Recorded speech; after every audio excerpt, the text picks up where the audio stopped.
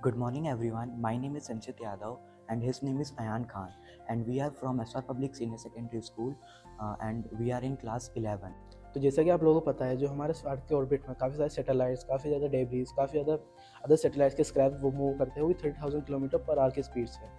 हमारा प्रोजेक्ट इस वर्क करता है ताकि जितने भी जो पार्ट्स है, जितने भी स्क्रैप्स है, वो हमारे सैटेलाइट से वर्क करके उसको कोलैप्स ना करे और उसको डैमेज ना करे। जैसा कि आप इधर देख सकते हैं, ये सैटेलाइट है, ये अगर किसी डेब्री से टकरा है या किसी स्क्रैप से टकरा है, तो उसका प्रेशर इतना ज़्यादा होगा, उसकी जो एनर्जी निकलेगी वो इतनी ज़्यादा होगी कि उस सैटेलाइट को काफ़ी ज़्यादा छोटे-छोटे पार्ट्स में या छोटे-छोटे स्क्रैप्स में वो डिसमेंटल कर देगा, जिससे कि और भी ज़्यादा स्क्रैप्स इकट्ठा होगा और भी ज़्यादा जंग इकट्ठा होगा। इस मेजर प्रॉब्लम के सॉल्यूशन के लिए हमने कुछ बेसिक अल्ट्रासोनिक सेंसर्स का यूज़ करा है, जो कि हमारी जो डेब्रिस और जो सैटेलाइट्स के पार्ट्स होते हैं ना, उनके स्पीड और डिस्टेंस को कैलकुलेट करता है। फिर हमने एक डीप लर्निंग मॉडल को ट्रेन करा है, वो डेटा वो हमारे डीप लर्निंग मॉडल को देता है, एंड देन वो हमें प्रिडिक्टेड पाथ और कोलिजन का पाथ बताता है कि कहाँ पे कोलिजन हो सकता है, और हमें ट्रू पाथ देता है कि हमें कहाँ से अपने सैटेलाइट को ऑर्बिट कराना चाहिए कि हमारा जो सैटेलाइट का वर्क है वो भी अच्छे से फंक्शनल हो सके, साथ ही कोलिजन का रिस्क भी ना के बराबर हो।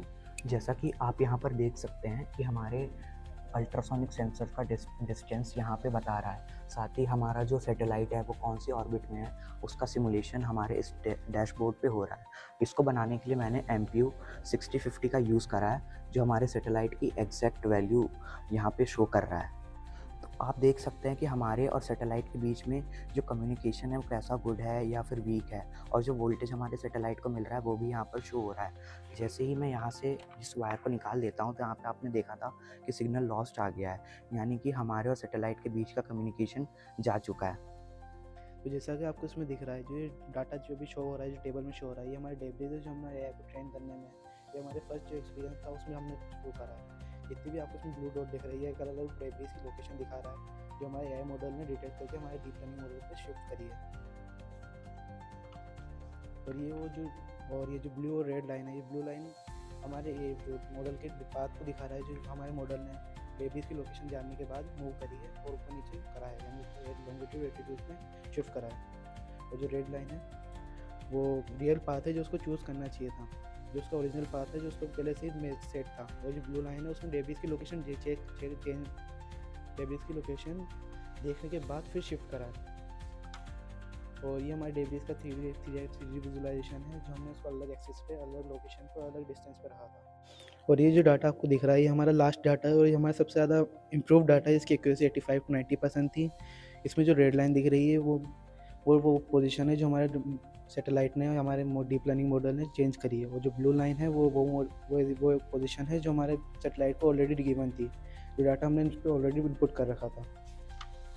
और ये सारे जितने भी 3 ग्राफ है, इसमें हमने वो पोजीशन वो करी थी जो हमने अलग डेब्रीज की लोकेशन डाली थी, अलग लॉन्गिट्यूड पर, अलग एक्सेस पे। और ये हमारे 7 लर्निंग मॉडल है जो हमने ट्रेन करते टाइम यूज़ कर रहे थे, जो हमारा अलग एक्यूरेसी के साथ आया था। और ये बूस्ट मॉडल है, ये हमारा सबसे एक्यूरेट मॉडल है, जो अभी हमारा करंट मॉडल भी है। जब हमने हमारे AI मॉडल को ट्रेन करना स्टार्ट करा था, तो हमें सबसे ज़्यादा चैलेंजेस उसके डेटा को फीड करने में आई थी, क्योंकि जो हम AI मॉडल ट्रेन करते हैं उसमें इम्पॉर्टेंट डेटा ही होता है।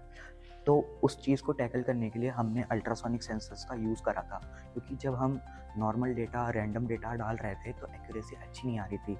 जब हमने अल्ट्रासोनिक बेस से रियल डेटा को पुट करा था, तो हमारी एक्यूरेसी 85 to 90% तक टच कर गई थी। इस प्रोजेक्ट को बनाने के लिए हमने जो मटेरियल्स यूज़ करे हैं, सबसे पहले हमने रास्पबेरी पाई पिको का यूज़ करा है, जिसके अंदर मेन फंक्शंस रन करते हैं, जैसे कि हमारे अल्ट्रासोनिक का डेटा या फिर हमारा जो डीप लर्निंग मॉडल रन हो रहा है वो हमारे लैपटॉप में हो रहा है, तो वहाँ तक डेटा पहुँचाना और वहाँ से डेटा लेना, उसका काम हमारा रास्पबेरी पाई पिको करता है। साथ ही हमारे और सैटेलाइट के बीच में जो कम्युनिकेशन है उसको बताने के लिए मैंने NRF मॉड्यूल का यूज़ करा है, और एक ST7735 डिस्प्ले का, जहाँ पे लेंथ कैसी है, वीक है, स्ट्रॉन्ग है या फिर लॉस्ट हो चुकी है, उसके बारे में डिस्प्ले करता है।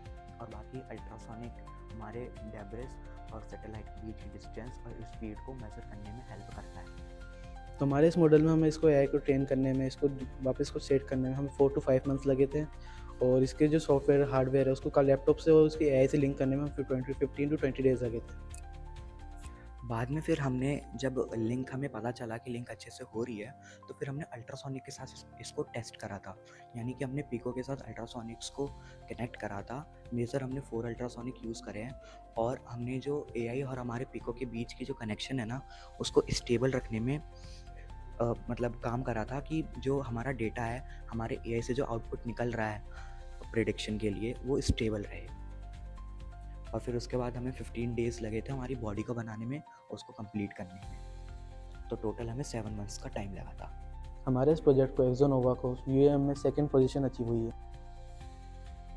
मैं थैंकफुल हूँ हमारे mentor OP Soni sir and SR public school को, जिन्होंने हमारे प्रोजेक्ट को बनाने में काफ़ी ज़्यादा हेल्प करी है।